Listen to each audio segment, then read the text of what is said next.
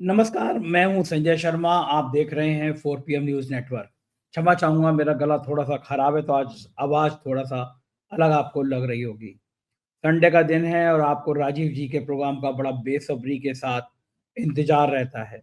राजीव जी पेशे से इंजीनियर हैं, आप लोग जानते हैं और फिर वो ज्योतिष शास्त्र में अध्यात्म की दुनिया में आ गए। मैं हमेशा कहता हूँ कि अगर आपको ज्योतिष में रुचि हो तो ये कार्यक्रम देखिए, नहीं रुचि हो तो बिल्कुल मत देखिए। मेरी ज्योतिष शास्त्र में रुचि है इसलिए ये कार्यक्रम करता हूँ। राजीव जी की कुछ भविष्यवाणियाँ गलत हुई हैं, कुछ सही हुई हैं।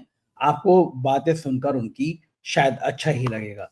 आज के इस प्रोग्राम में राजीव जी ने प्रियंका गांधी, राहुल गांधी, गौतम अडानी इन सबकी जन्मपतियों की विस्तार से चर्चा की है। तो चलते हैं राजीव जी के पास, जानते हैं इन सब का हाल और आपसे रिक्वेस्ट है चैनल को सब्सक्राइब करना और ज्वाइन करना ना भूलें।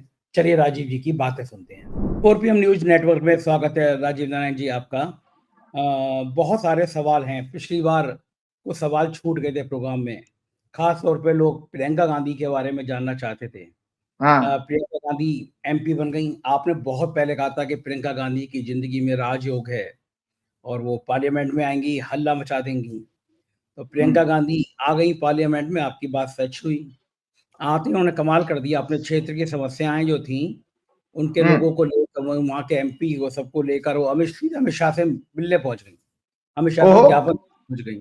कभी ऐसा नहीं होता था कि राहुल गांधी कभी नहीं जाते इस तरह, लेकिन प्रियंका गांधी के लिए, अपने क्षेत्र के लिए लोग चौंके। अमित शाह भी घबरा गए होंगे कि कहाँ प्रियंका गांधी आ गई मेरे पास। तो मैं जानना चाहता हूँ कि प्रियंका गांधी की जो एज ए पार्लियामेंट के अंदर एंट्री है, एक राजनेता के तौर पर प्रियंका गांधी का भविष्य अभी, प्रियंका गांधी की ज्योतिष जन्म पत्री के हिसाब से प्रियंका गांधी का राजनीतिक भविष्य किस तरह का आप देख रहे हैं? देखो, सबसे पहले बात आपको बताता हूँ कि आपके प्रोग्राम में बिल्कुल आपने सच कहा कि मैंने वो मुझे याद है 9 जुलाई का प्रोग्राम था, जो लगभग 30-35 लाख लोगों ने देखा था। उस प्रोग्राम में मैंने कहा था कि भी प्रियंका गांधी का मार्च 2024 के बाद में, मुझे याद है 5 मार्च को उनकी दस्तक सूर्य की दशा शुरू हुई थी, होने वाली थी। तो मैंने कहा था 5 मार्च 2024 के बाद प्रियंका गांधी का राजनीति में जबरदस्त उछाल आने वाला है उनके ग्राफ में। तो आपको मैं दर्शकों को दिखाना चाहता हूं कि मैंने आपके पिछले प्रोग्राम में इस प्रश्न को छोड़ दिया था क्योंकि समय ज्यादा हो रहा था। तो ये दर्शकों, ये है प्रियंका गांधी की हॉरोस्कोप। प्रियंका गांधी का जन्म जो है 12 जनवरी 1972 को शाम को 5 बजे के आसपास हुआ था। मिथुन लगन की कुंडली है। सेकंड हाउस में केतु, छठवें घर में चंद्रमा है उनका, सातवें घर में उनके 3 ग्रह हैं, बृहस्पति, बुध और सूर्य।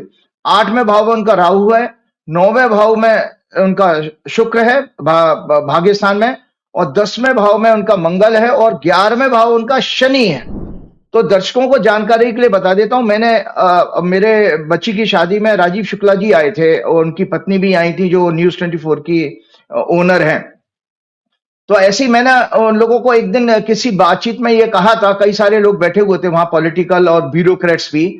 तो मैंने ये कहा था, और दर्शकों मैं आप लोगों को दोबारा रिमाइंड कराना चाहता हूं, बार-बार मैंने कहा है कि जब मैं भाई-बहन की हॉरोस्कोप देखता हूं, राहुल की या प्रियंका की, तो राजनीतिक रूप से किसकी कुंडली ज्यादा मजबूत है, वो आज उसको विस्तार से दोबारा बताना चाहता हूं। तो दर्शकों यहां पर जरा देख लेना, ये ज्योतिष के प्रेमी और ज्योतिष को सीखने वालों के लिए क्लासिकल एग्जाम्पल है। राजनीति बेसिकली वैदिक ज्योतिष के अनुसार पूर्व काल में सूर्य से देखी जाती थी, लेकिन वर्तमान जब डेमोक्रेसी में जनता राजा को चुनती है तो उसमें शनि का रोल आ गया। और शनि के साथ आजकल जैसे आप बीजेपी करती है ना, ईवीएम की मैनिपुलेशन, और वो वोटिंग लिस्ट में कटौती करना, और लोकल ब्यूरोक्रेसी को डराना धमकाना, ये राहु वाली राजनीति है, धोखाधड़ी की। तो इसमें दो ग्रह को देखो, राजनीति जो है वेदों के अनुसार, जो हमारे क्षत्रिय धर्म कहे गए हैं संजय जी, उसमें राजा क्षत्रिय धर्म में आता था और ब्यूरोक्रेसी भी क्षत्रिय धर्म में आती है। तो क्षत्रिय दो ग्रह हैं वैदिक ज्योतिष में दर्शकों, सूर्य और मंगल।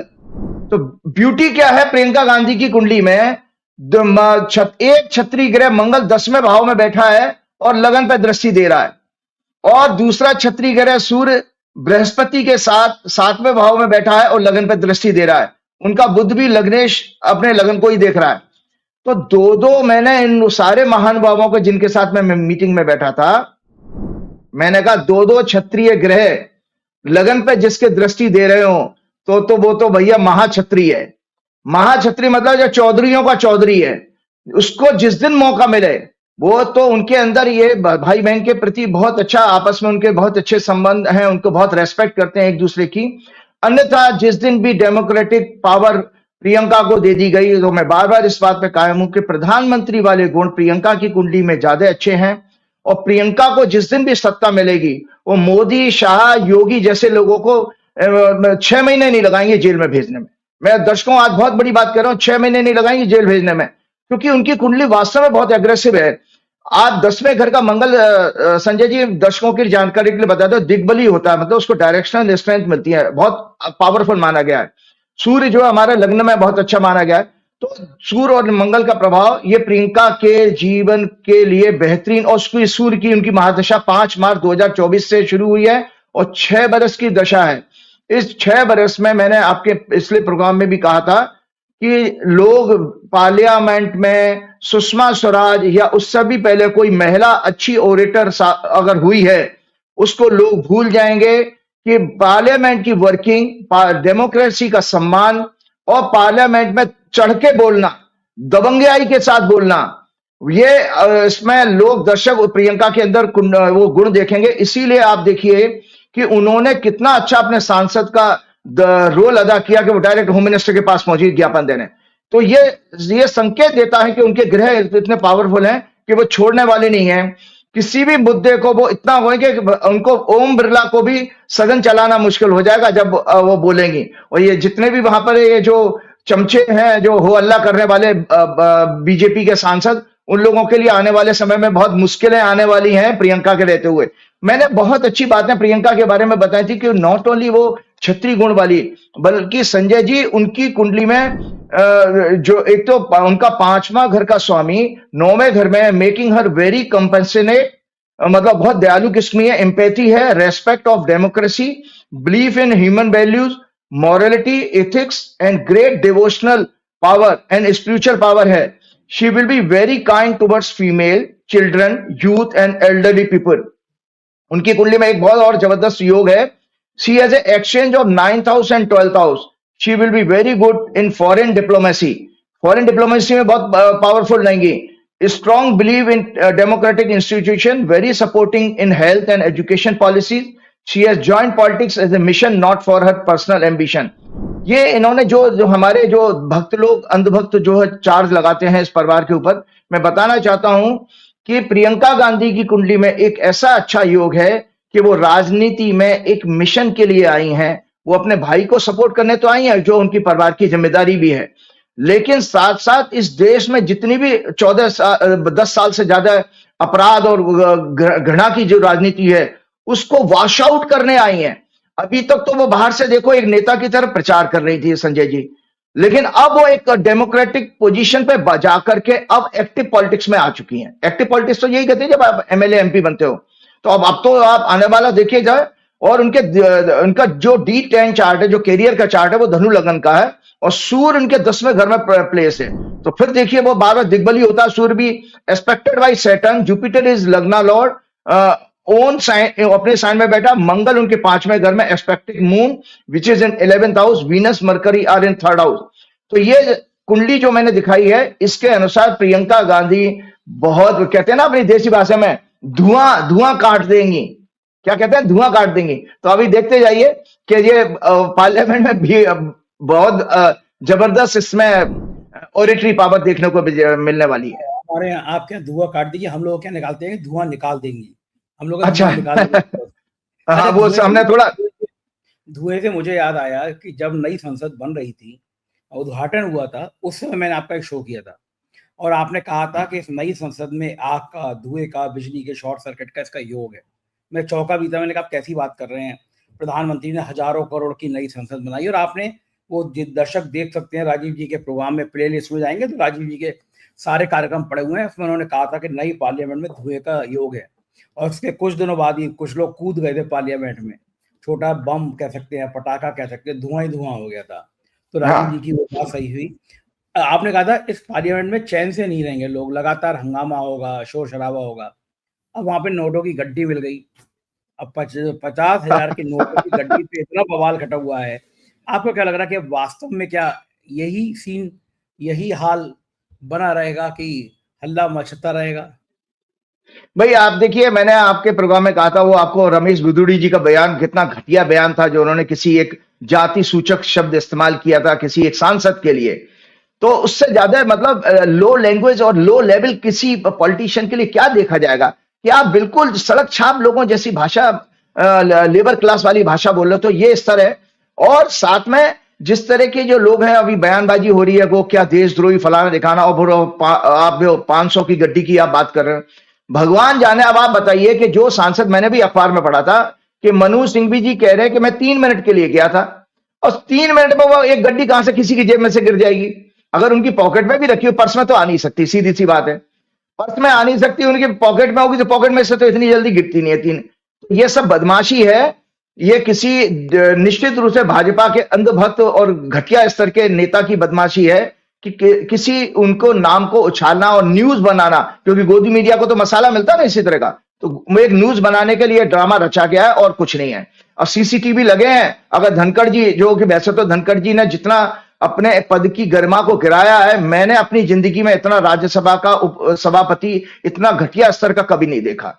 मुझे तो शर्म आती है कि जाट लोग क्या उनको सम्मान देंगे कि कैसा घटिया जाट है ये, कि जिसको कि इसकी भाषा ही कुछ पता नहीं लगती। मतलब सारी उन्होंने गुलामी की और चरण वंदना की सीमाएं पार कर रखी हैं। बहुत ही लो स्टैंडर्ड का उनका वर्किंग रहा है धनखड़ जी का। धनखड़ जी, अगर आप मेरी आवाज सुने तो कम से कम अब आप भगवान के पास जाने के 2-4-5 साल आपके हैं, कम से कम अपने आचरण को तो सुधार लीजिए। ईश्वर को जवाब देना, इतनी चमचागिरी करना, गुलामी करना अच्छी बात नहीं है। आपको मानहानि का नोटिस भेज देंगे वो आप।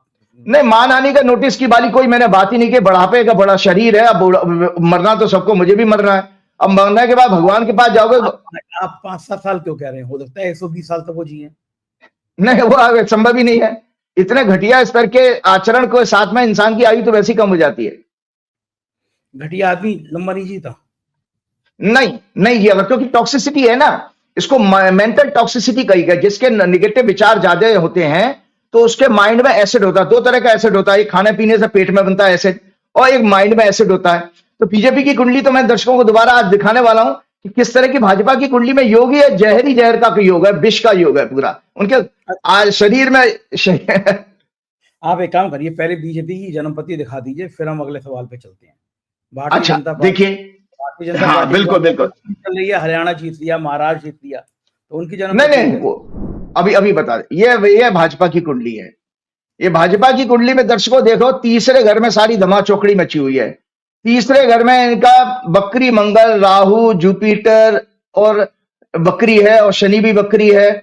चंद्रमा इनका नीच का है। उस बकरी मंगल की जो पाप ग्रहों से, भयंकर पाप ग्रहों से पीड़ित है। मंगल जो है झगड़े का कारक होता है, झगड़ा होता है और कुतर्क भी होता है। अगर मंगल शुद्ध मंगल हो दर्शकों, आपकी जानकारी के, तो लॉजिक बहुत साउंड होते हैं।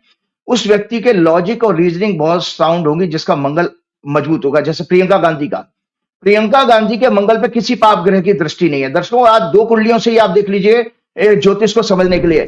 ये मंगल देखिए ध्यान से कि राहु शनि से पीड़ित है ये मंगल।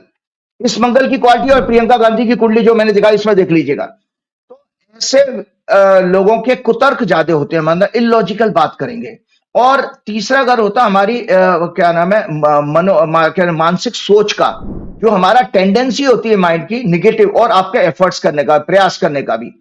तो ऐसे व्यक्ति हमेशा छल कपट के प्रयास करेगा, क्योंकि देखिए राहु है धोखाधड़ी का प्लेनेट, तो उनके और ये 6वें घर में दृष्टि जा रही है उस मंगल की। 6वें घर में मंगल की राशि है वृश्चिक राशि इस कुंडली में।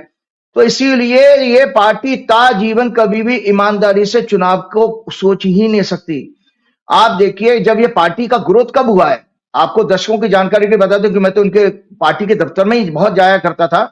इन पार्टी का ग्रोथ हुआ है प्रबोध महाजन जी के टाइम में। अटल जी, अडवाणी जी और जोशी जी सीधी सादी राजनीति करने वाले लोग थे, उनके बस की बात नहीं थी। कॉर्पोरेट लॉबी की एंट्री कराने वाले प्रमोद महाजन जी थे। अब मोदी जी प्रमोद महाजन के भी बाप निकले। मोदी जी ने तो पूरा कॉर्पोरेट ही संसद में बैठा दिया है एक तरह से। ये जो प्रमोद महाजन जी के टाइम से आप देखिए, ये पार्टी सत्ता में सीटें इनकी बढ़ना शुरू हुई हैं। तो ये इस क्योंकि 1980 की कुंडली है, ये कुंडली इनका 6 अप्रैल 1980 का जन्म हुआ था बीजेपी का। तो बीजेपी की कुंडली में मैं दर्शकों ये राइटअप आपको दिखाया भी था, और उसको आप अपने घर में नोट्स बना लीजिएगा। इसके जो मैं कह रहा हूं ये मैंने पहले भी दिखाया। इनका शनि वक्री सूर्य के नक्षत्र में, वक्री मंगल, वक्री गुरु और राहु केतु से पीड़ित होकर 3rd हाउस में है। मंगल झगड़े अन्याय का प्रतीक है। चंद्रमा जो मन का कारक है वह भी नीच का है और 6वें भाव में मंगल से पीड़ित है। अर्थात यह पार्टी जनता, लेबर क्लास, दलित, आदिवासी, डेमोक्रेसी, डेमोक्रेटिक इंस्टीट्यूशन को बर्बाद करने की सोच रखती है। शब्द सुन लीजिए मेरी, डेमोक्रेसी को बर्बाद करने की सोच रखती है। उनका कभी सम्मान नहीं कर सकते। ये सदैव इनको क्रश करके, खत्म करके बदला लेने की भी इनकी टेंडेंसी है। मतलब ये बेसिकली विंडिक्टिव लोग हैं। मतलब किसी के प्रति लग जाए पीछे तो उसको बर्बाद करने के लिए पूरी इनके दिमाग में कोर्ट कचहरी के झूठे मुकदमे डालना, फलाना ठिकाना, ये सब जो किया है ना 10 साल में, ये कुंडली के अनुसार किया है। ये ऊपर से अपने आप से मनगढ़ंत नहीं हुआ है, वो ग्रहों ने इनसे करवा दिया है। और ये क्या है, ये इनकी कुंडली में फोबिया, स्किज़ोफ्रेनिया और ओसीडी जैसी मानसिक बीमारी के योग के कारण भी हैं, जिन्हें मैं हर प्रोग्राम में आपको एक्सप्लेन कर चुका हूं। ये संजय जी और सुन लीजिए, ये भाजपा की जो पार्टी की कुंडली है, ये लालची, स्वार्थी, भ्रष्टाचार और काले धन का संग्रह, इसके अलावा ड्रग्स, सेक्स क्राइम जैसे करने की सोच रखने वाली पार्टी है। उनकी बुद्धि और विवेक का कारक बुध, गुरु 5वें भाव का स्वामी, शुक्र 9th हाउस में है। शुक्र 9th हाउस, उसका स्वामी शनि, सभी पीड़ित हैं। 6वें भाव से चुनाव संघर्ष आता है। अतः यह चुनावी राजनीति में छल, कपट, भ्रष्टाचार का उपयोग करेगी। यह कुंडली भी इनकी बताती है, इसीलिए करते हैं। इनकी कुंडली उसी तरह के योग की है जैसे प्राचीन समय में हम कहानियों में सुनते थे कि कैसे सूदखोर व्यापारी भोले भाले गांव वालों को अनुचित ब्याज के साथ उनकी जमीन पर कब्जा कर लेता था। तो ये एग्जैक्टली उसी तरह के हैं। और मैं आपको बताता था, इनका सूर्य मंगल से पीड़ित है, शनि सूर्य के नक्षत्र में। इस तरह के लिए ये हमेशा तानाशाही का रवैया रखते हैं। चौथा घर जो होता है संजय जी, खेती का होता है, किसानी का। और चौथा घर जो होता है विश्वास का होता है, श्रद्धा का। एक विषय बहुत आया था, अखबार में आया था, हम उस पर भी करेंगे। देशद्रोह की बात दर्शकों को बता देता हूं। देशद्रोह और राष्ट्र के प्रति छल कपट कैसे देखा जाता है किसी कुंडली में, ये आज दर्शकों ज्योतिष के एंगल से मैं बताने वाला हूं। कुंडली है ये भाजपा की, इसी को मैं आधार बता दे रहा हूं। चौथा घर होता है हमारे दर्शकों माता का, तो मातृभूमि का भी चौथा घर हुआ। देखिए चौथे घर में ये पुस्तक है ज्योतिष की, मैं दर्शकों को दिखाना चाहता हूं। इस पुस्तक में नाना प्रकार के सिग्निफिकेंस हैं, मतलब किसके कारकत्व, किसी राशि के, किसी घर के कितने होते हैं। इस पुस्तक को जो ज्योतिष के प्रेमी अपने घर में मंगा के जरूर पढ़ें। तो चौथे घर से संजय क्या देखा गया, प्रजा, relatives, mother, good name, faith, heart, trust, विश्वास, guarantee, false allegations, victory, pure and study intellect, character, sound mind, चिंतन, मनन, सिंचाई व्यवस्था, खेती, भूमिगत, रेल मार्ग, पुरातत्व की खुदाई, खदानों पर्वतों की कटाई, मनोभाव, गृह प्रवेश, घर में वापसी, वेद शास्त्र को ज्ञान का प्रचार प्रसार करने का और पशुधन, ये चौथे घर से देखे जाते हैं। तो जब ये दर्शकों कुंडली इनकी देख लीजिएगा, बीजेपी की कुंडली में चौथे घर का स्वामी अपने से 12वें घर में शनि और राहु से पीड़ित हो रहा है, तो इसका मतलब मैं आप दर्शकों बताता हूं कि यह पार्टी बेसिकली वो काम कर रही है जो राष्ट्र हित में, राष्ट्र के हित में नहीं होगा। जैसे एक उद्योगपति का सारा जो खुलासा विदेश में हुआ है, ये पार्टी उसको डिफेंड कर रही है, सारे सांसद उसके पीछे उसको बचाने में लगे हुए हैं। ये एक तरह से राष्ट्रद्रोह है, क्योंकि इसमें किसी व्यक्ति की बदनामी के साथ साथ संजय जी सबसे ज्यादा देश का नुकसान हो रहा है। देश का नुकसान इस अडानी हाँ जी, बिल्कुल बिल्कुल, कोई भी नाम हो उनका सज्जन, हम पहले तो मैं ये बात कह दे रहा हूं कि इसमें देश का जो नुकसान हो रहा है, ये लोग समझ नहीं रहे हैं कि इससे देश की जांच एजेंसियों पे प्रश्न चिन्ह लग गया है, डेमोक्रेसी पे प्रश्न चिन्ह लग गया है, सेबी के ऊपर प्रश्न चिन्ह लग गया है। देश के विदेश में बैठे लोग, बुद्धिजीवी, इंटेलेक्चुअल लोग क्या सोचेंगे कि ये कैसा भारत है, लालची, स्वार्थी और भ्रष्टाचारी लोगों का भारत है। तो ये इमेज भी तो खराब हो रही है। तो उस इमेज को खराब हो रही है, इसका मतलब आप देखिए, राष्ट्रहित किसी को गाली देने से नहीं होता है देशद्रोह। अगर आप देश की प्रतिष्ठा को नुकसान पहुंचाने का कोई भी कार्य करते हो, मैं भी अगर कोई कार्य करूंगा तो वो देशद्रोह की कैटेगरी में आता है। तो मैंने ज्योतिष के अनुसार दर्शकों आपको बता दिया कि भाजपा की कुंडली में देशद्रोह के, राष्ट्र के विरुद्ध, राष्ट्र के साथ अनुचित कार्य करने वाले सारे योग हैं, चाहे वो ड्रग्स का कारोबार का हो, चाहे वो सेक्स क्राइम का हो, चाहे वो जाति मतलब धर्म की राजनीति करने वाला हो, कि जैसे कि वो सांप्रदायिक दंगे कराने वाला भी हो, क्योंकि चौथे घर से प्रजा आती है। और आपको पता है संजय जी कि जब ये विपक्ष में होते थे तब ये सांप्रदायिक दंगे देश में होते थे, इनमें इन्हीं का रोल होता था। आज ये सत्ता में है तब भी ये सांप्रदायिक दंगे करा रहे हैं, क्योंकि ये कभी भी ये जो कटेंगे बटेंगे, जो इनकी सोच आई कैसे, ये इनके ग्रहों के कारण आती है, क्योंकि इनके चौथे घर का स्वामी शनि अपने से 12वें घर में, तीसरे में राहु और शनि से पीड़ित है, जिसके कारण ये पार्टी जो है जब तक रहेगी देश में तब तक। और चौथा घर मानसिक शांति का भी होता है, डोमेस्टिक हैप्पीनेस का होता है। मैं दर्शकों आपको फिर बता देता हूं, अपनी सारी जो भी मेरी 20 साल की आध्यात्मिक जर्नी, मेरी यात्रा हुई है, जब मैं 20 साल पहले हनुमान जी के आशीर्वाद से जुड़ा, मैं अपने सारे उस साधना का सार आप लोगों को बता रहा हूं कि ये पार्टी जब तक, मेरी बात लिख के रख लीजिए, मैं इस दुनिया में रहूं या ना रहूं, ये पार्टी जब तक देश में रहेगी संजय जी, इस देश में कभी भी आर्थिक प्रगति नहीं होगी, प्रजा कभी सुखी नहीं होगी। आज आपके 80 करोड़ 5 किलो अनाज पर टिके हुए हैं, कल को वो 100 करोड़ भी 5 किलो अनाज पे आ जाएंगे, क्योंकि ये उनका खून चूसने वाली पार्टी है। उनके प्रजा, क्योंकि प्रजा का घर का स्वामी चौथा घर होता है, उसका स्वामी अपने से 12वें घर में चला गया, लॉस में। ज्योतिष समझने वाले मेरे सिद्धांत को समझ जाएंगे, अपने से 12th में गया और पीड़ित हो गया। तो ऐसे केस में इस पार्टी के रहते हुए कभी उम्मीद मत कीजिएगा कि इस देश में कभी डेमोक्रेसी बच पाएगी, रह पाएगी, लोग सुख शांति से, प्यार सौहार्द से रहेंगे, कभी नहीं होगा, कभी नहीं होगा।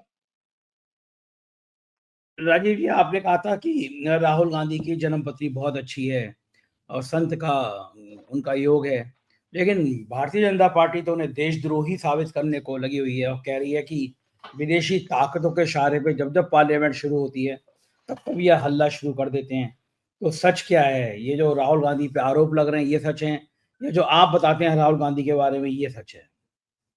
बहुत अच्छी बात। देखो, ये दर्शकों राहुल गांधी की हॉरोस्कोप है। मैंने आप लोगों को कई सारे प्रोग्राम में दिखाई है। राहुल गांधी का 19 जून 1970 का जन्म है, तुला लगन की कुंडली, लग्न में बृहस्पति है, जिसके पहले सिद्धांत आप लोगों को बता देता हूं। जिस व्यक्ति के लग्न होता है हमारा फिजिकल बॉडी, शारीरिक शरीर, फिजिकल बॉडी, जिसके लग्न में बैठे आप बृहस्पति, 5वां घर बुद्धि का होता है, 9वां घर आपका नैतिकता का होता है। इसी से आप समझ जाइए, अगर आपको इतना नहीं आता तो मैं सुधांशु त्रिवेदी की तरह से फर्जी ज्योतिष करने वाला नहीं हूं, वो फर्जी जोशी है। दर्शकों आज मीडिया के लिए बताते तो मेरे से प्रेडिक्शन लेके वो अपने आकाओं को बताया करता था, अपना गुडविल बना के बैठे हुए थे वो सज्जन, लेकिन कोई वो जोशी वोशी कुछ नहीं है। उनको इतना कभी ज्योतिष का बेसिक समझ में आ जाए तो सोचिए वो उनका जीवन तर गया। तो लगन में जिसका बृहस्पति बैठा होगा तो लगन हो गया आपका शरीर की जो पर्सनैलिटी है पूरी, और 5वां घर बुद्धि का, 9वां घर नैतिकता का होता है, इथिक्स का, नैतिकता का, न्याय का। तो बृहस्पति की 7वीं दृष्टि सभी ग्रहों को मिलती है। 7वीं दृष्टि का मतलब होता है संजय जी 180 डिग्री सामने देखना। बृहस्पति की 5वीं दृष्टि है और 9वीं दृष्टि है, तो 5वें घर पे भी दृष्टि आ गई, 9वें घर पे भी दृष्टि आ गई। ऐसा व्यक्ति कभी देशद्रोह का काम कर सकता है? असंभव। ऐसा व्यक्ति क्योंकि भक्ति के भाव को भी देख रहा है। मैंने आपके पिछले प्रोग्राम में भी कहा था, प्रियंका गांधी की कुंडली में भी बताया था, 9वां घर दर्शकों भक्ति का होता है, जो चैंटिंग होती है, मंत्र जाप करना, मंदिर जाना, और तीर्थ देखा जाता है, तीर्थ देखा जाता है 9वें घर से, 5वें घर से भक्ति देखी जाती है, चैंटिंग जप करना। तो राहुल गांधी की कुंडली में भक्ति और जो है क्या नाम है आध्यात्म, दोनों के ऊपर बृहस्पति की दृष्टि है।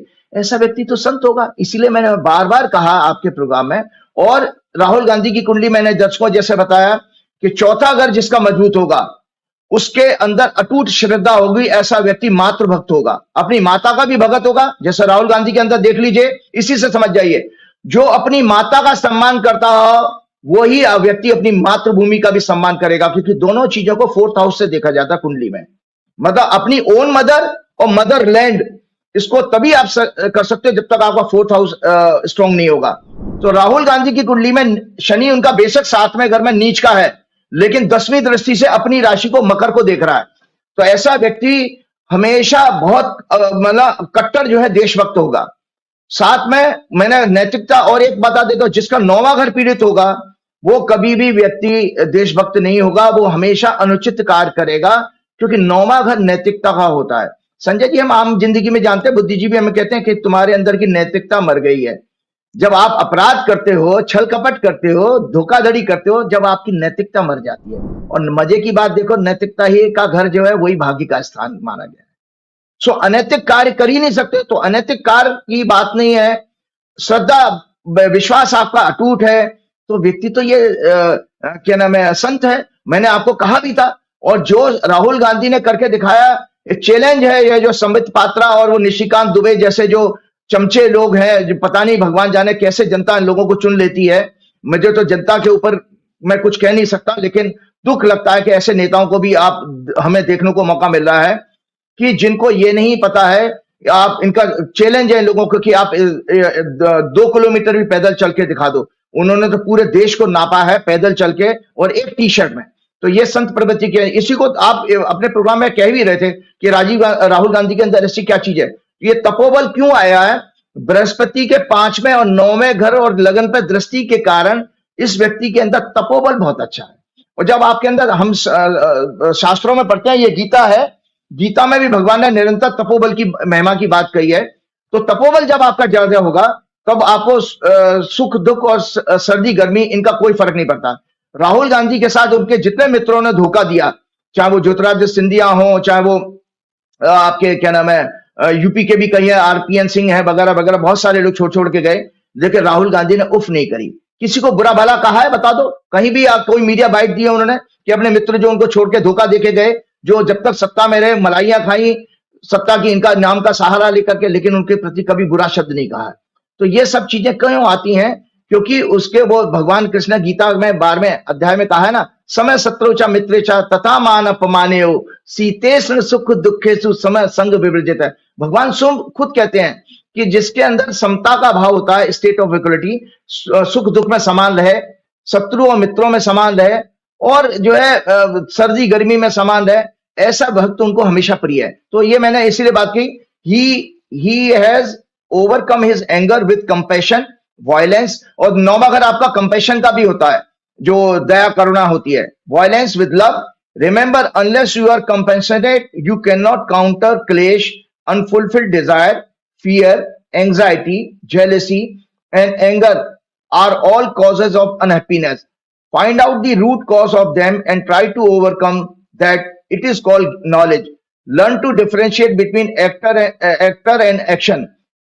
Remember, no living being wants unhappiness. Everyone has the fundamental right of happiness. Happiness is really a mindset, a mental attitude. Root cause of unhappiness is avidya. तो ये जो हैप्पीनेस है वो चौथे घर से देखी जाती है। इसीलिए आप देखिए कि 10-12 साल से सत्ता में रहने के बावजूद भी संजय जी भाजपा को असंतोष और अनहैप्पीनेस है, असंतुष्ट है हमेशा। और जहां तक आप महाराष्ट्र झारखंड की बात कर रहे हो, भाई देखिए, हमारी देशी भाषा में कहती कौन सी घुइयां उखाड़ ली आपने? अरे वो 2.5 साल से तो आप महाराष्ट्र में बैठे थे, आप ही की सत्ता थी, सारी मशीनरी आपकी सेट की हुई थी, और 10 साल से आप हरियाणा में थे।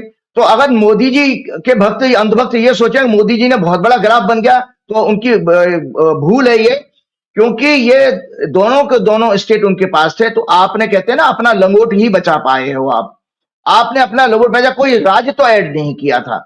जबकि इंडिया अलायंस के केस में JNK नाम से एक नया राज्य उनका ऐड हुआ है उनकी टैली में।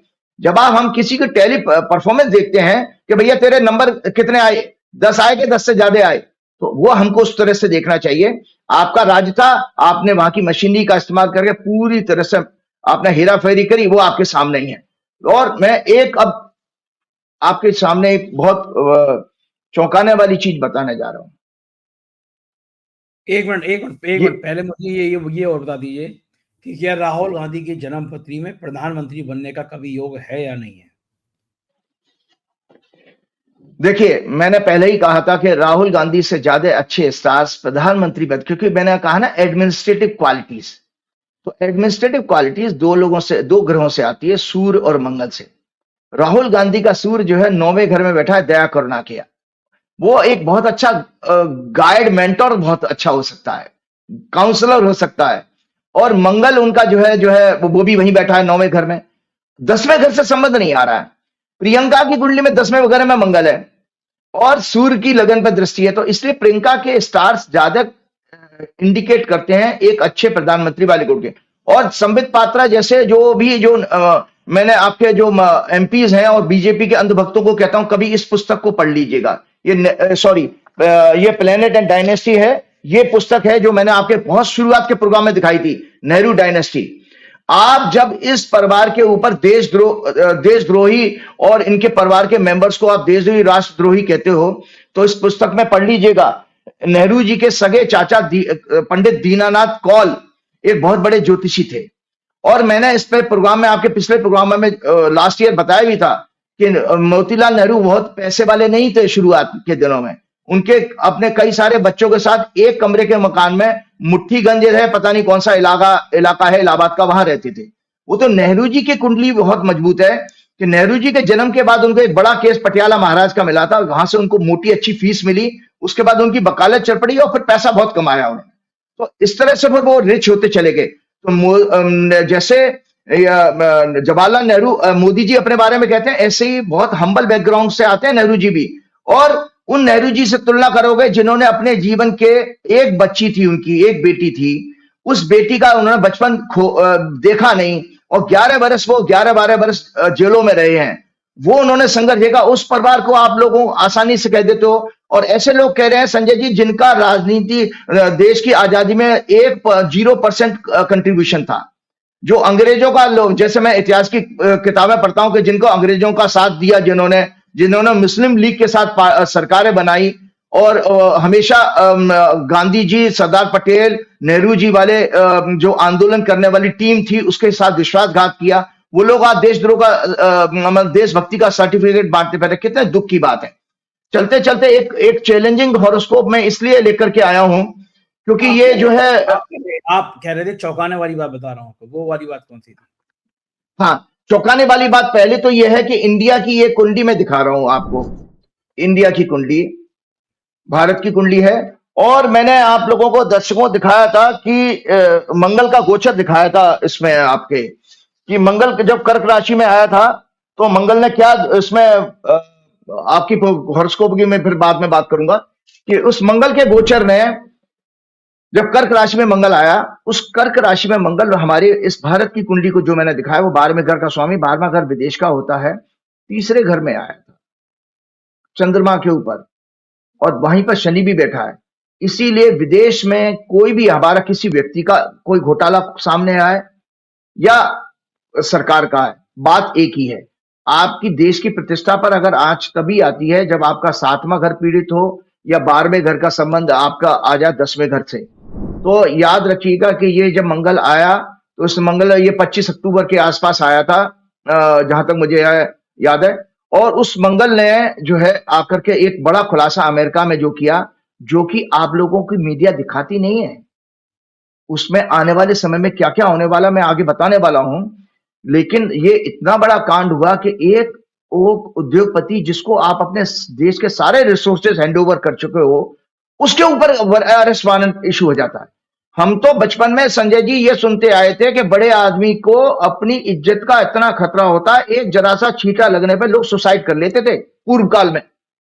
एक जरा छींटा लग जाए, उनके लिए अरेस्ट होना अरेस्ट होना ज्यादा इंपॉर्टेंट नहीं है, उनके ऊपर बदनामी ज्यादा इंपॉर्टेंट। और इतनी बड़ी बदनामी हो गई कि उस व्यक्ति के नाम में अरेस्ट वारंट इशू हो जाता है, और हमारा देश मीडिया चुपे हाथ पे हाथ रखे लोग बैठे हुए हैं और अंधभक्त तालियां बजा रहे हैं, और उसमें कुछ भी जो है बातें नहीं कर रहे। अरे भाई, इन लोगों से ये पूछो, मैं इन लोगों से पूछना चाहता हूं, भाजपा के लो आईक्यू प्रवक्ताओं को अदानी का बचाव करते हुए ये ध्यान रखना चाहिए कि जब हमारी सरकारी ऑफिसेज में, हम जब मंत्रालयों में जाते हैं ना संजय जी, तो वहां साफ साफ लिखा रहता है कि रिश्वत देना और लेना दोनों कानूनी अपराध हैं। आप हर दफ्तर में जाइए, लिखा रहता है। और इस अपराध को रोकने के लिए एक विजिलेंस का नंबर भी वहां पर लिखा रहता है, विजिलेंस की टीम का भी, डिपार्टमेंट का। तो इन प्रवक्ताओं को बचाव कर में ये कहना चाहिए कि इस घोटाले में तो विपक्षी तो जब लिखा हुआ तो अब आपने किसी ने रिश्वत दी या किसी ने रिश्वत दी, दोनों ही अपराध हो गए। अब इन प्रवक्ताओं को बचाव में यह कहना चाहिए, इस घोटाले में तो विपक्षी राज्यों के नाम है परंतु ये महोदय भूल गए कि कानून क्या है। अगर इन राज्यों में भी जो विपक्षी राज्यों के नाम ले रहे थे, छत्तीसगढ़ के और दूसरे राज्यों के, उड़ीसा के, इनसे पूछिए कि आपने अगर ये मान लिया कि हमारे राज्य में नहीं हुआ, विपक्षी राज्य में हुआ है, तो एडमिट तो कर लिया ना आपने कि रिश्वत दी गई है। जब एडमिट कर लिया तो भेजो जेल में। आपने जेल में क्यों नहीं भेजा जब आप खुद एडमिट कर रहे हो? इन्होंने तो ये मान लिया कि कम से कम विपक्षी राज्य सरकारों को रिश्वत दी गई है, तब भारतीय कानून के अनुसार रिश्वत देने वाले अदानी को गिरफ्तार क्यों नहीं किया गया? क्या नरेंद्र मोदी और संपूर्ण सरकार कोर्ट में यह एफिडेविट दे सकती है? मोदी का इन राज्यों से कोई लेना देना नहीं है। दे दें, मोदी जी एफिडेविट लिख के दे दें कि भाई छत्तीसगढ़ और तेलंगाना और आंध्र प्रदेश और बंगाल और हमारा उड़ीसा से कोई लेना नहीं, हम यहाँ के प्रधानमंत्री नहीं है, हम तो बीजेपी शासित राज्यों के प्रधानमंत्री, लिख के दे दें। तो जब मोदी जी लिख के नहीं दे सकते, मोदी जी वहां के प्रधानमंत्री हैं, तो ये अपराध में मोदी जी भी उतने ही भागीदार माने जाएंगे क्योंकि वो सरकार को रिप्रेजेंट कर रहे हैं। तो ये यूएस के डीओजी, डिपार्टमेंट ऑफ जस्टिस के अनुसार क्राइम भारत में हुआ है तो वहां का पीएम भी उतना ही रिस्पॉन्सिबल है जितना कि वो व्यक्ति। क्या नरेंद्र मोदी संपूर्ण अच्छा, सेकी एक जो है पब्लिक सेक्टर कंपनी है, और मैंने आपको बताऊं, देखो दर्शकों की जानकारी के लिए बता देता हूं संजय जी, क्या मतलब लक स्टार्स हैं कि जिस दिन वो गौतम अदानी जी उस मंत्रालय में जाते हैं जिस मंत्रालय के खुलासे में आज पूरी दुनिया में उनका नाम बदनाम हो रहा है। पहली बार गए थे जब वो सेक्रेटरी से मिलने गए, और हनुमान जी की कृपा से उसी दिन मेरी भी एंट्री होती है और मेरी मुलाकात हो जाती है, मतलब सेम डे एंट्री हुई है। तो मैं आपको बताऊं, सेकी एक पब्लिक सेक्टर कंपनी है जो रिन्यूएबल एनर्जी मिनिस्ट्री के अंडर में आती है। ये भारत सरकार का हिस्सा है। सभी स्टेट गवर्नमेंट इस सेकी से ही पावर डिस्ट्रीब्यूशन का एग्रीमेंट करती हैं। तब तो ये करप्शन भारत सरकार के द्वारा हुआ, तो करप्शन भारत सरकार का हो गया ना। जहां तक भाजपा शासित राज्यों की बात है, वहां पर तो सीएम पूरी तरह से गुलाम होते हैं पीएमओ के। आप बता, पीएमओ के इंस्ट्रक्शंस में वो नौकरी जैसी काम कर रहे हैं। उनका तो ये कहना है कि अदानी जी आपको हमारे यहाँ आने की जरूरत ही नहीं है, हम फाइलें लेकर आप ही के आ जाएंगे, वहीं साइन कर दीजिएगा। तो इसलिए वो रिश्वत वहां पर देगा क्यों आदमी, जब वो आप खुद चीफ मिनिस्टर जाकर के वहां जाकर फाइल साइन करा, रिश्वत तो वहां दी जाती जहां अड़चन आ रही हो। तो इसलिए ये समझ लीजिए, एक में चलते चलते इन सज्जन की फिर डिटेल में आज फिर वो ऐसा मौका हो जाता है, समय ज्यादा हो जाता है। लेकिन मैं एक ज्योतिष के नाम पर, हितैषी होने के नाम पर ही बहुत सारी बातें कर सकता हूँ। समय अगर आप बात करना चाहे तो मैं समय है, आप कर सकते हैं। हाँ, तो ये एक हॉरोस्कोप है, ये गौतम अदानी जी की हॉरोस्कोप है, और गुजरात के एक बड़े नामी ग्रामी जोशी ने दी थी। और उससे भी ज्यादा आपको बता दूं, मेरा तो ज्योतिष पर ही चर्चा हुई थी, तो अदानी जी ने तो उस समय मतलब भावुक होकर के दे दी, क्या किया सब उन्हीं का दिया हुआ हिसाब किताब है। ये इनका 30 जनवरी, इसमें तारीख और टाइम दिया हुआ है। हाँ, बिल्कुल सब दिया हुआ है। सॉरी, मैंने गलत हॉरोस्कोप दिखाई, वो मैंने सेबी की हॉरोस्कोप दिखाई। मैं आज सेबी का देखना, आज सेबी का डेटा छोड़ रहा हूं, आज इन पर बात करूंगा। ये है गौतम अदानी जी की हॉरोस्कोप। इसमें 24 जून 1962 का इतवार संडे का दिन है, और 5:05:08 मैंने करेक्शन भी किया है, 5:08:58 पे अहमदाबाद का जन्म है इनका। इनका वृषभ लगन है, और इनका भी वही लगन है जो मेरा भी टॉरस लगन है, वृषभ लगन है। इनके लगन में बुध है, सूर्य इनके दूसरे घर में है, धन भाव में। शुक्र इनके आपके तीसरे घर में, लग्नेश जो है शुक्र होता है वृषभ का, तीसरे घर में राहु के साथ है। इनके 9वें घर में शनि मकर राशि का वक्री है और केतु के साथ है। 10वें भाव में चंद्रमा और बृहस्पति है, गजकेसरी योग बना रहा है, जबरदस्त पावरफुल योग होता है। और मंगल इनके 12वें भाव में। तो मैं आपको बताता हूं, ये हॉरोस्कोप किसी मजबूत धनाढ़ हॉरोस्कोप है, ये कंफर्म करती है भाई इनकी कुंडली में ग्रह योग तो बहुत अच्छा था जो आज इस मुकाम पे पहुंचे। मैं गौतम अदानी जी से ये कहूंगा कि आपका इस जन्म का नहीं, ये पिछले जन्म का पुण्य है, क्योंकि वो तो भाई ग्रहों के हिसाब से आपको मिला है जो जीवन में आपने पाया है। लेकिन आगे एक चीज पूछूंगा मैं, थोड़ा विषय से हट गया, लेकिन मेरे मन में बड़ी उत्सुकता होती है। आप लोग जो पंडित जी लोग हैं वो कह देते हैं कि कोई आदमी जब मैं दुखी देखता हूं तो आप लोग कह देते हैं कि ये पुराने जन्म का पाप है इसका, जो इस जन्म में भोग रहा है। मैंने राजीव जी, मेरे मन में कई सवाल उठते हैं, ईश्वर को लेकर उठते हैं। 2 साल की बच्ची के साथ बलात्कार हो रहा है, और लोग कहते हैं, मैं पूछता हूँ कि 2 साल की बच्ची ने क्या बिगाड़ा, इसकी बलात्कार के बाद हत्या कर दी गई। तो पंडित जी लोग कहते हैं कि ये इसके पिछले जन्म के संस्कार हैं, अब भोगने पड़ने हैं। तो मेरा सीधा डायरेक्ट भगवान जी से सवाल है, आप मुझे बेहतर बता सकते हैं कि भगवान जी मिलते नहीं है मेरे को। मेरा सवाल ये है कि जब पिछले जन्म में पाप किए तो भगवान जी को सेटल स्कोर पिछले जन्म में कर देना चाहिए, उसको जब वो बूढ़ा हो जाए, उसके हाथ गल जाए, उसमें कीड़े पड़ जाएँ, उसका जितना बुरा हाल हो उतना बुरा हाल हो जाए। अगले जन्म में जब वो बच्ची बन गया 2 साल की, उसे पता ही नहीं उसे पिछले जन्म में क्या किया। उस जन्म में उसको कष्ट दे रहे हो, उसे पता ही नहीं कष्ट क्या दे दिया। तो ये पिछले जन्म की बातें क्या मूर्ख बनाने के लिए होती हैं? नहीं, पिछले मूर्ख बनाने के लिए नहीं, नहीं। आप पहले पहले इस विषय पे बता दीजिए, फिर आप बढ़ा लीजिए बयान। बहुत अच्छी बात, क्योंकि इसमें नॉलेज जाएगी दर्शकों के सामने। यह है, देखिए, कुंडली किसी की भी कुंडली हो, 5वां घर जो होता है पूर्व पुण्य भाग्य का होता है, और 9वां घर होता है आपका सत्कर्म करने का। इस जन्म में, इस जन्म में जो अच्छे कर्म करते हैं वो 9वें घर में भाग्य स्थान में है। वो गुरु का स्थान इसलिए कहा गया, गुरु का मतलब है नॉलेज, ज्ञान और अध्यात्म का घर भी है। तो 5वें घर में जो पूर्व पुण्य भाग कहा गया है कि अगर पिछले जन्म में आपने अच्छे पुण्य किए हैं तो ऐसे लोगों का 5वां घर बड़ा अच्छा होता है। तभी उनको ईश्वर का नाम जपने का भी मिलेगा, अच्छी एजुकेशन मिलेगी और बच्चे भी होंगे। और मोहन भागवत की तरह से नहीं जो वो कह रहे हैं कि 3-3 बच्चे पैदा करो। अरे भागवत जी से मैं कहना चाहता हूं, अपने हाथ में थोड़ी है वो। तो अगर ऐसा होता तो हर आदमी अपनी मर्जी से बच्चे पैदा कर ले, करके दिखा देना।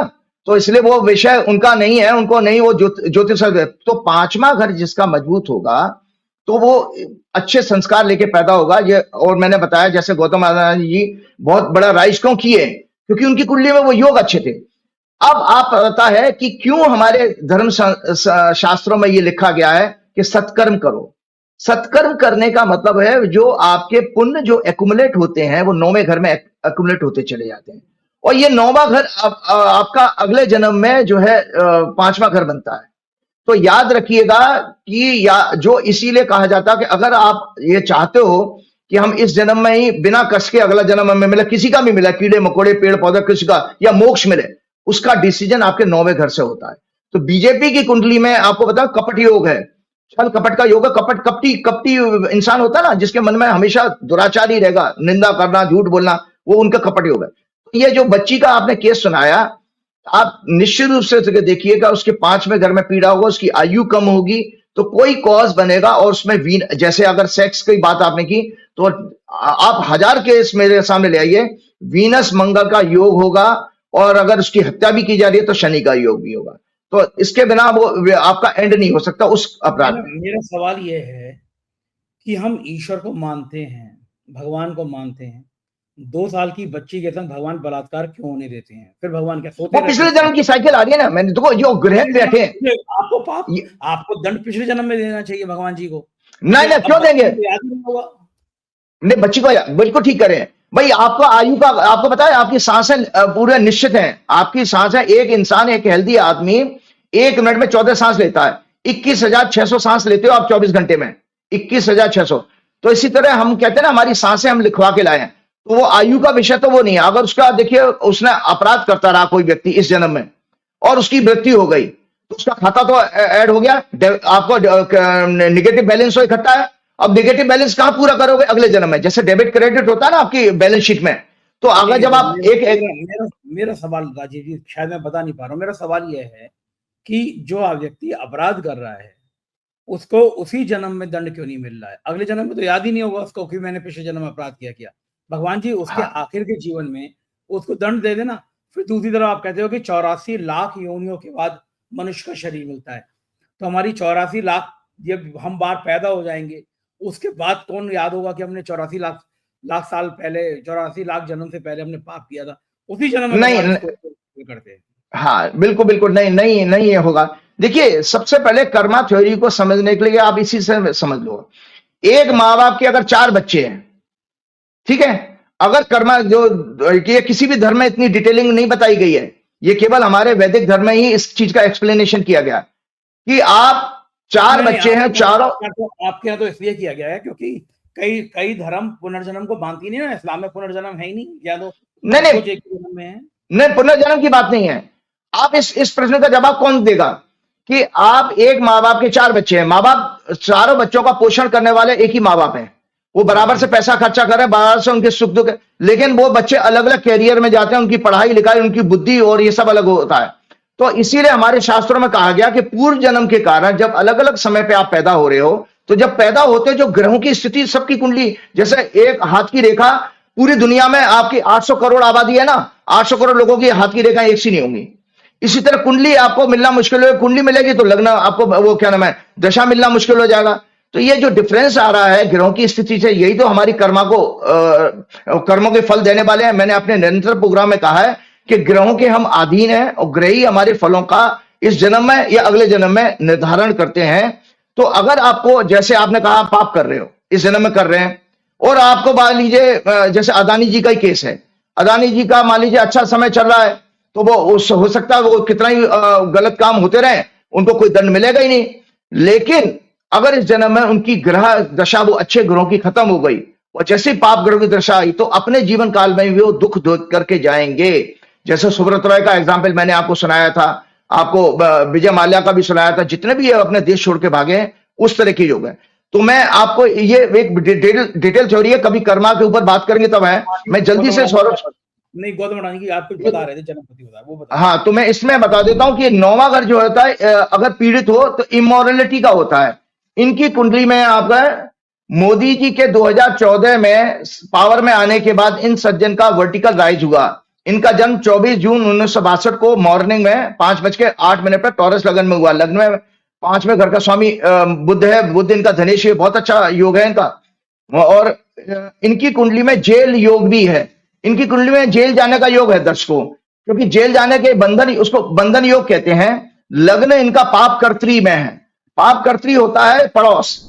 अगर आपके जैसे आप बैठे हैं संजय जी, एक तरफ आपका एक हत्या करने वाला क्रिमिनल बैठा हो, एक तरफ शराबी कबाबी बैठा हो, तो उसको कहते हैं पाप कर्त्री, कि दोनों तरफ तो आपकी मानसिकता उससे प्रभावित होती है।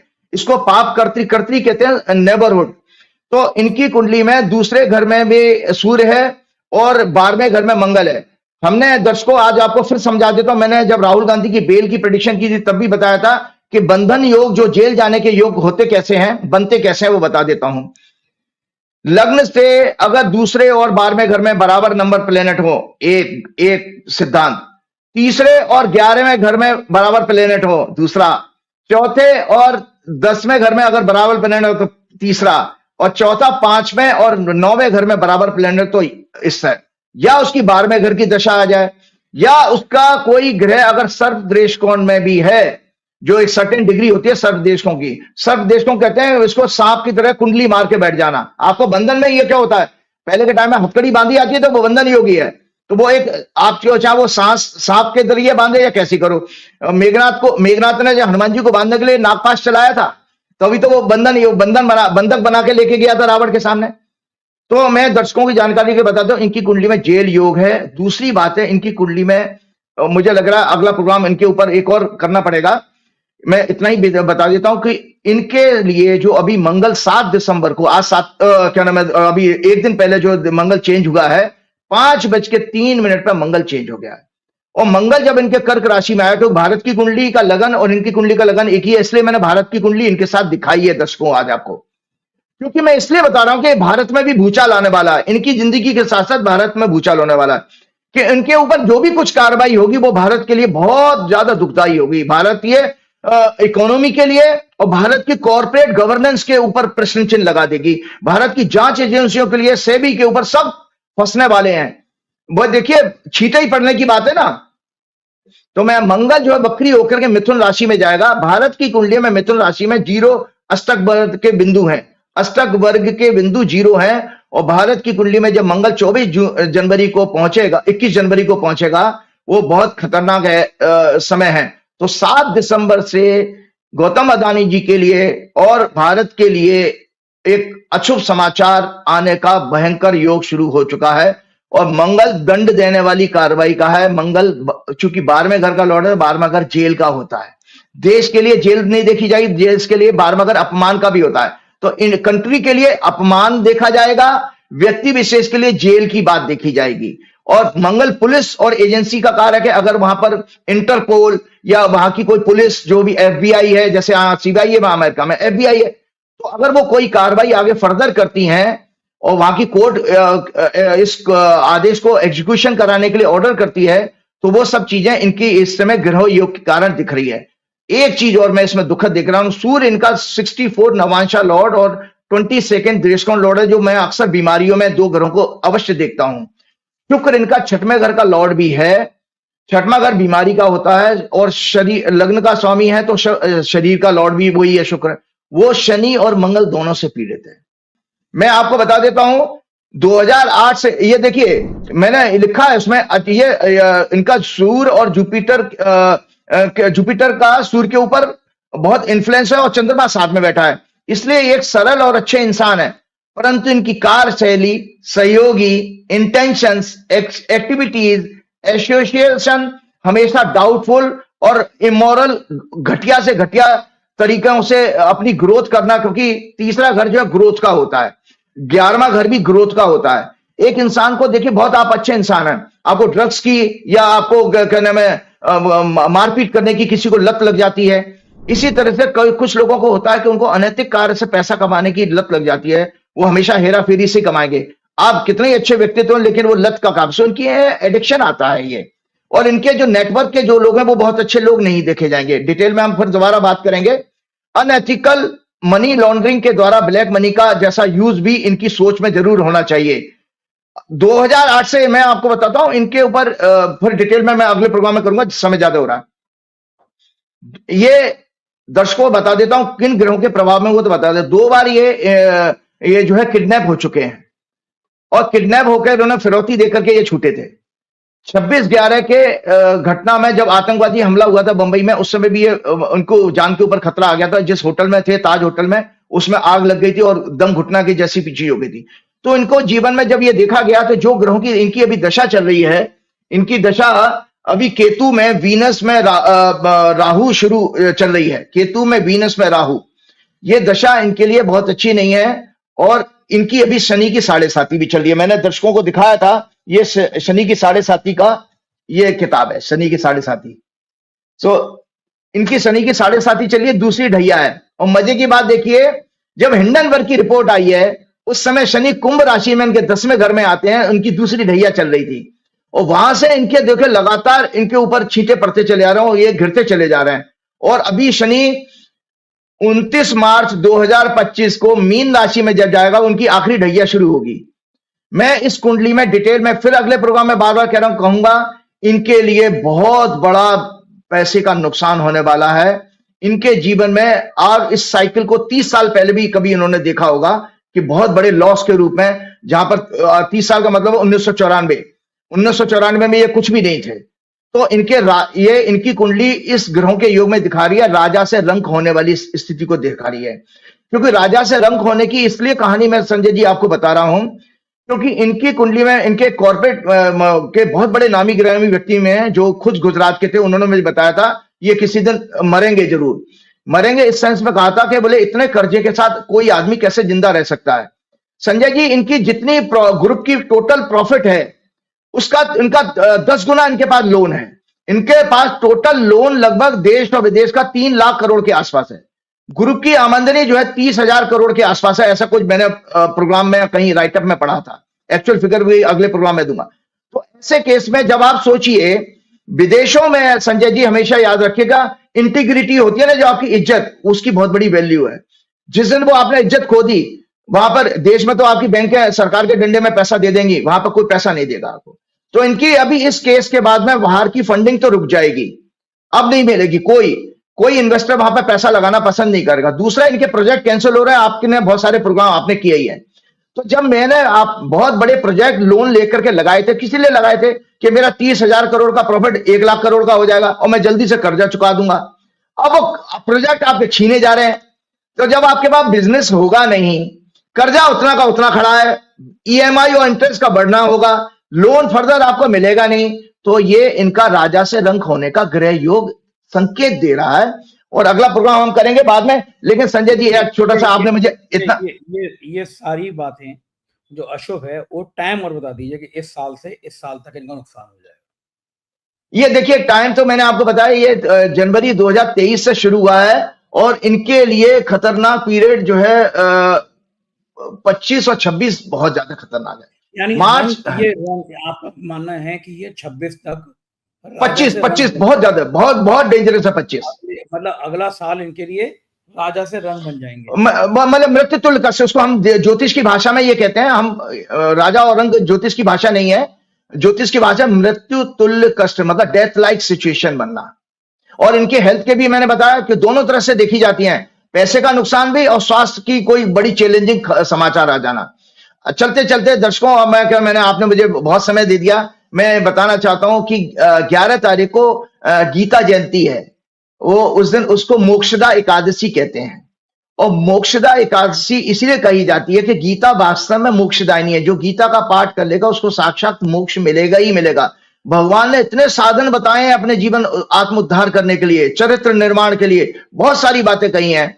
तो उसका छोटा सा राइटअप मैंने बनाया था, मैं जल्दी से पढ़ के सुना दूंगा बस।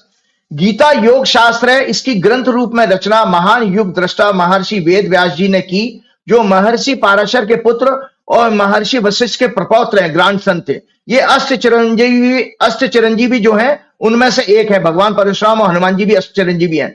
वर्तमान में इस महान ग्रंथ की उपेक्षा के कारण ही समाज में वैमनस्य, द्वेष, काम, क्रोध, लोभ, मोह, हिंसा, भेदभाव, जाति, धर्म जैसे सामाजिक और मानसिक दुष्परिणाम निरंतर बढ़ते जा रहे हैं। मनुष्य का नैतिक और आत्मिक पतन तेजी से हो रहा है।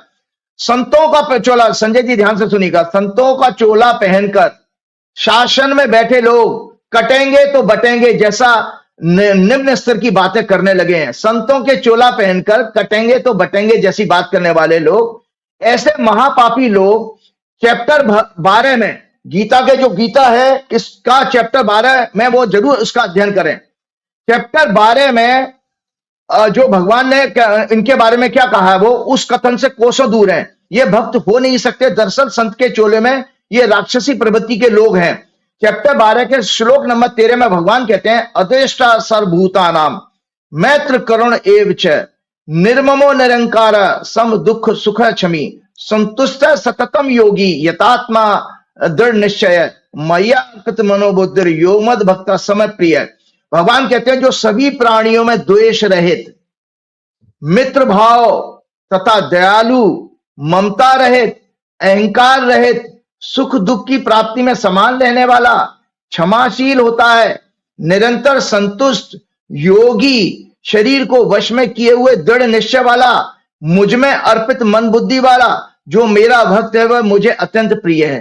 अब ये तो भैया कटेंगे तो बटेंगे कह रहे हैं, तो ये तो प्राणियों में द्वेष रहे तो छोड़े, द्वेष ही देश देख रहे हैं, मतलब डिफरेंशिएट कर रहे हैं। और टोपी पहन करके वो पब्लिक की पहचान करते हैं। ये कोई कहता है इनके पिछवाड़े पे लात मार के बाहर निकालो उनको, ये भगोड़े हैं, वगैरह वगैरह, इस तरह की जो बातें की जाती हैं। तो ये प्राणियों में द्वेषभाव कर रहे हैं। तो भगवान की इस व्याख्या में ये भगवान के भक्त नहीं हो सकते, मतलब राक्षसी प्रवृत्ति के।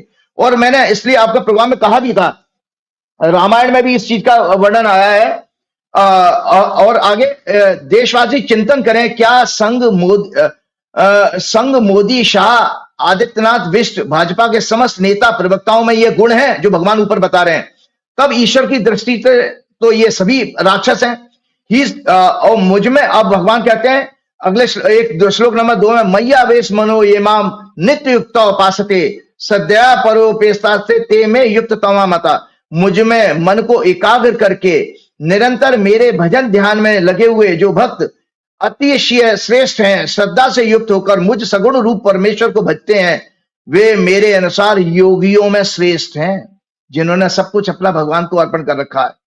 हिपोक्रेसी, भगवान चैप्टर 16 के इन्हीं राक्षसों की जो आज जितना आप सदन में देख रहे हो, आज मुझे इसलिए कहना पड़ा कि इनके अंदर हिम्मत कैसे हुई किसी को देशद्रोही या राष्ट्र द्रोही कहने की। मैं आज इनके बारे में बताना चाहता हूं। मैंने कुंडली आपके सामने चर्चा की थी।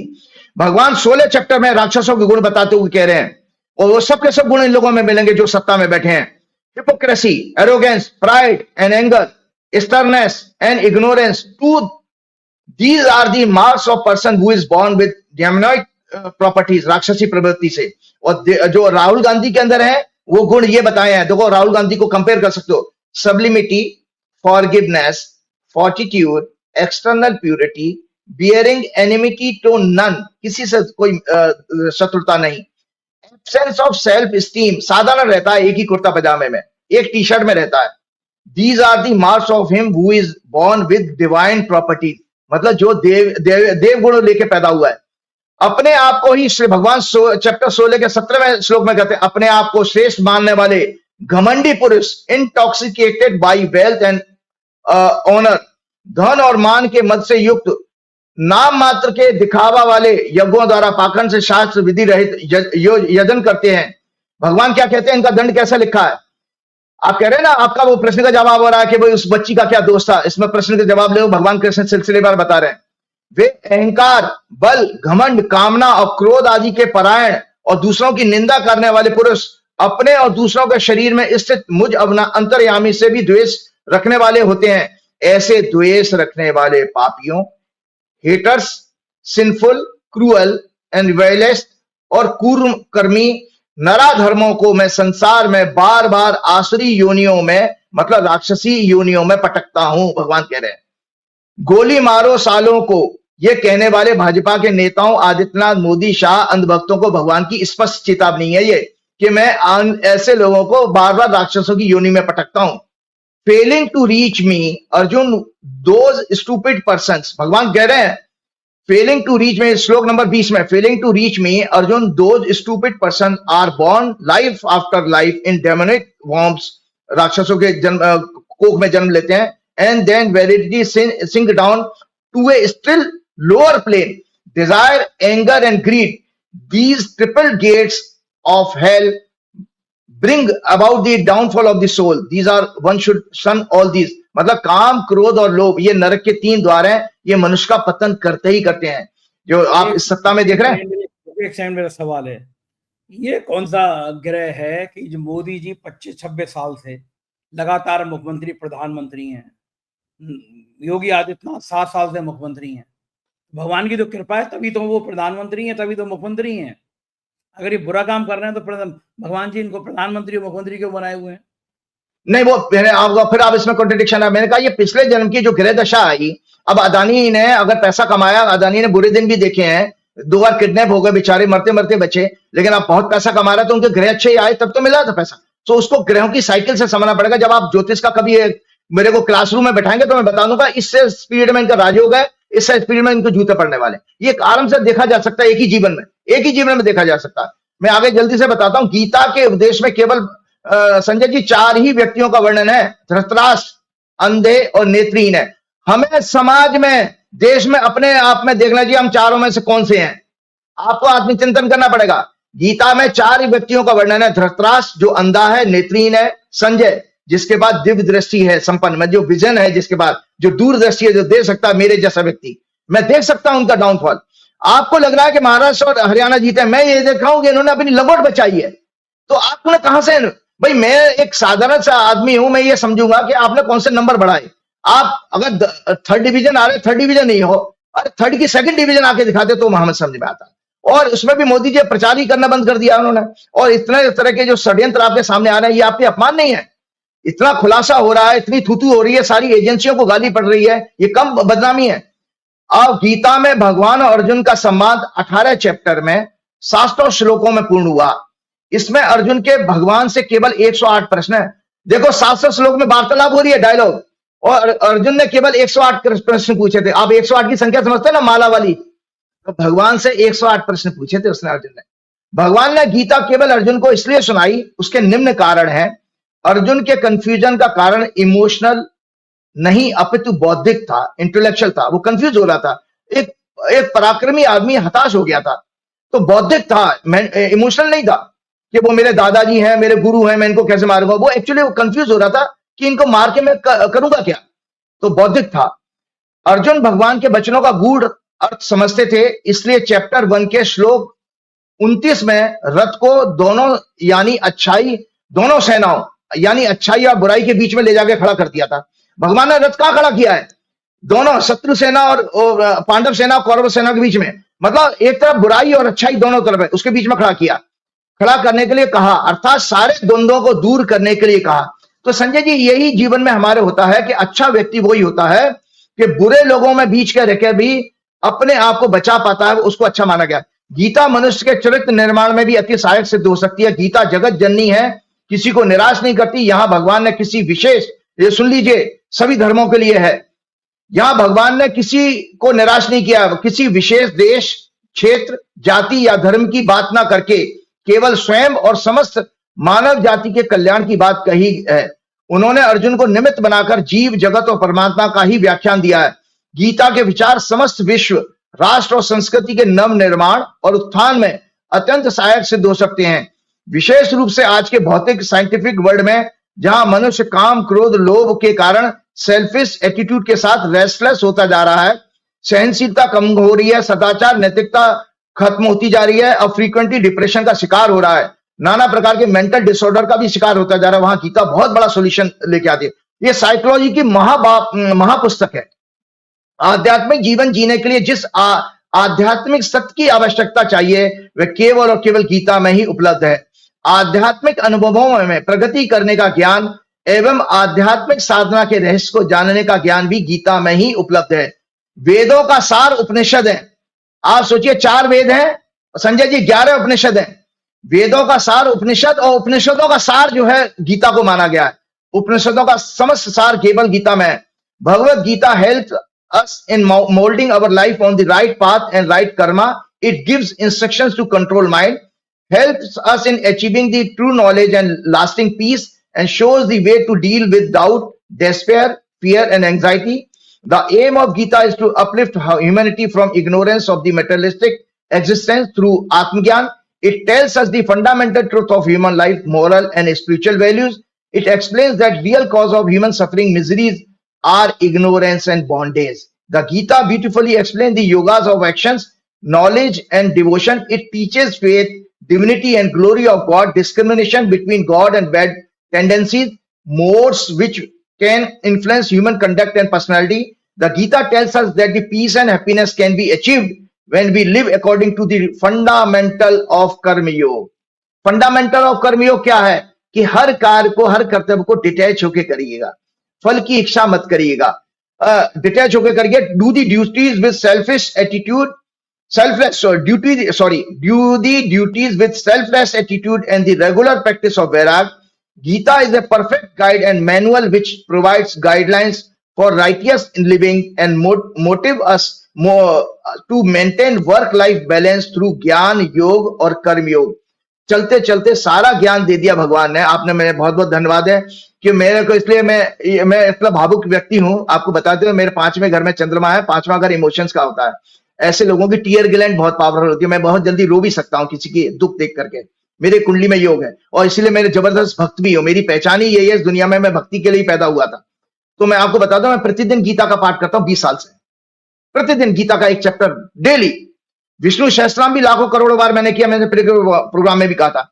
अंत में भगवान क्या कहते हैं? देखो, भगवान ने सारा ज्ञान दे दिया अर्जुन को। वो कहते हैं, भगवान अंत में, भगवान का एश्योरेंस क्या है? सर्व धर्मान परित्यज्य मामेकम शरणम व्रज अहम त्वा सर्व पापेभ्यो मोक्षयिष्यामि मा शुचः। हे अर्जुन, तू संपूर्ण धर्मों अर्थात कर्तव्य कर्मों को मुझ में त्याग कर, मतलब मुझे अर्पित कर दे। तू केवल मुझ सर्वशक्तिमान को, सर्वाधार परमेश्वर की शरण में आ जा। मैं तुझे संपूर्ण पापों से मुक्त कर दूंगा। तू शोक मत कर। Resigning all your duties to me, the all powerful and all supporting Lord, take refuge in me alone. I shall absolve you of all sins.